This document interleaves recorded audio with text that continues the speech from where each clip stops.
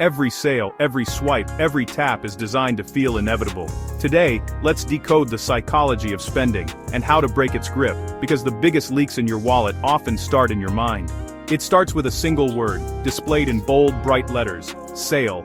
But this isn't just a word, it's a powerful psychological shortcut to excitement. It's a primal cue that tells your brain you're about to win. This feeling is rooted deep in our evolutionary wiring. Our brains are designed to crave positive surprises, and a discount registers as exactly that. It feels like found money, a clever victory against the system, even when we're spending money we hadn't planned to. The original price, known as the anchor price, sets our perception of value. The sale price then creates a sense of urgency and gain.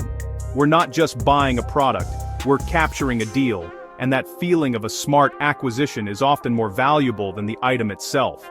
This initial trigger pulls us in, encouraging us to browse, to touch, to imagine.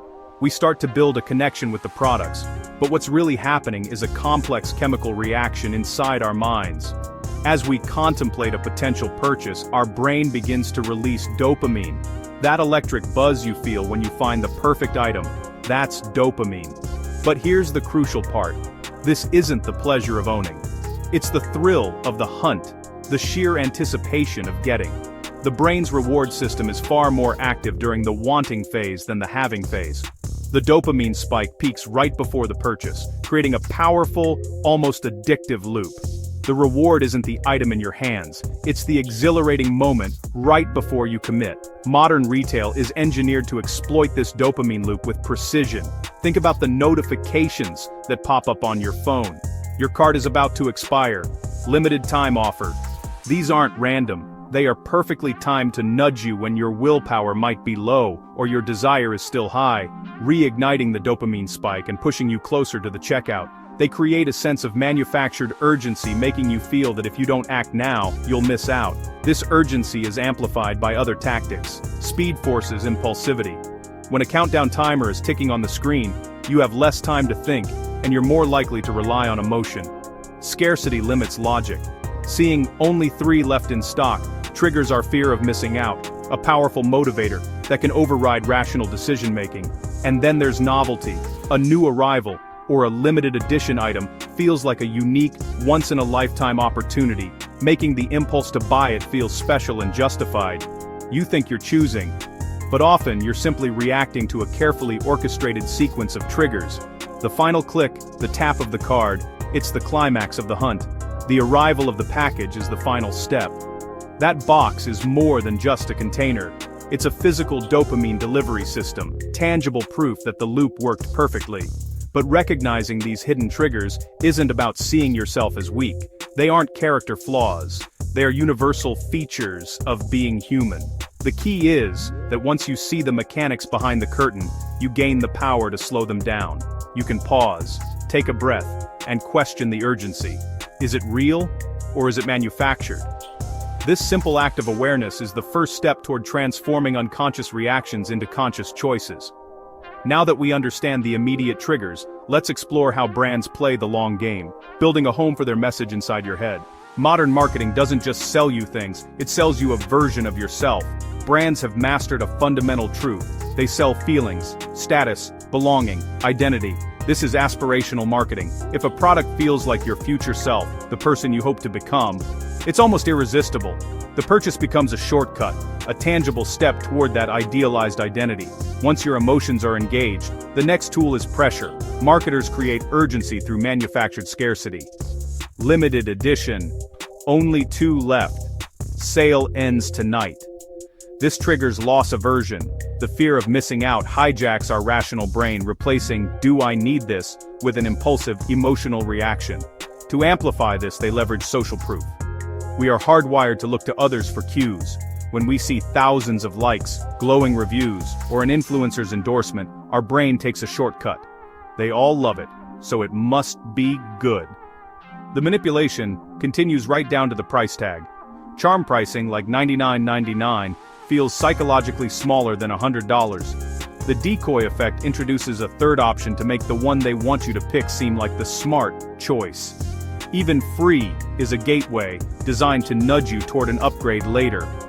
All these tactics converge in the emotional spending loop.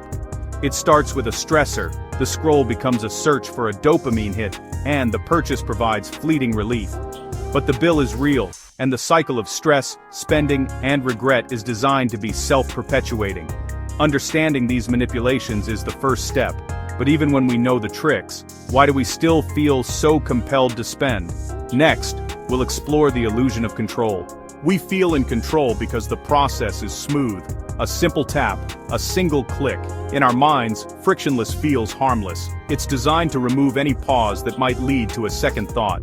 But friction doesn't vanish, it merely moves. It's displaced from the point of sale and reappears later, silently, on your bank statement. Financial trouble rarely arrives as a single catastrophic event. Instead, it's the result of 1,000 tiny yeses, each one seemingly rational and affordable in isolation.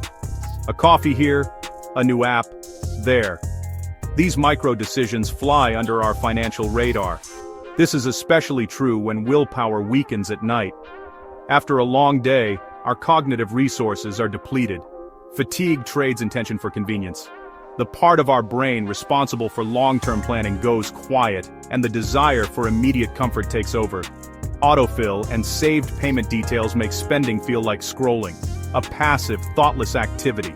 The physical act of payment has been abstracted away, turning a financial decision into a mere continuation of browsing. And then, there are the subscriptions. They are like silent roommates. Always home, always eating from your financial pantry. Each one was invited in for a good reason, but they never leave. They represent a fixed cost for a variable benefit, a constant drain that we quickly learn to ignore. The most seductive illusion is the belief that I'll pay it off later. We tell ourselves that future us will be more disciplined, but the reality is that later is always crowded with its own unexpected costs, and the accumulated promises of all the laters that came before. Rewards programs reinforce this. Points and cashback feel like earnings, but they're not income. They are carefully calculated rebates on your own spending, designed to encourage more of it.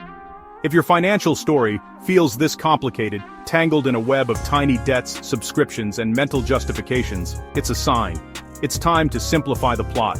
True financial control isn't a feeling you get from a smooth checkout. It's not an illusion. It's a system, a deliberate structure you build to protect your intentions from your impulses.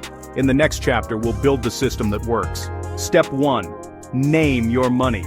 Every dollar gets a job before the month begins. Needs, goals, fun, intentional, visible, capped. Physical or digital envelopes add healthy friction back into the system. Step 2. Delay. A 24-48 hour pause turns impulses into decisions.